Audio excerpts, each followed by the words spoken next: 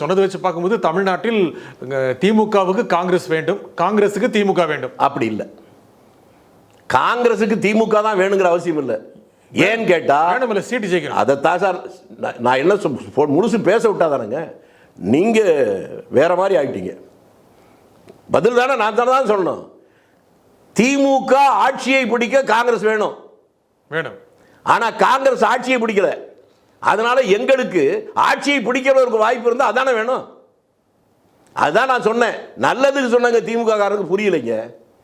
கூட்டணி சர்க்கார் சொல்லி எங்களுக்கு மந்திரி பதவி கொடுங்க, உங்களுக்கு ஆட்சி நிச்சயம்னு அவங்க ஒத்துக்கல.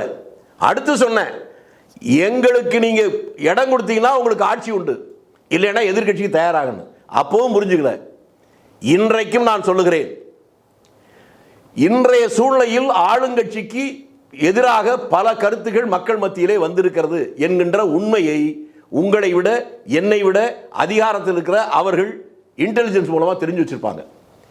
இந்த கட்டத்திலாவது அவர்கள் தான் என்கின்ற பெரியண்ணன் மனப்பான்மையோடு நடந்து கொள்வதை ஒதுக்கிவிட்டு கீழே இறங்கி வந்தால் ஏதாவது கொஞ்சம் தப்பலாம். இல்லை என்றால் எதிர்கட்சி என்பது உறுதி.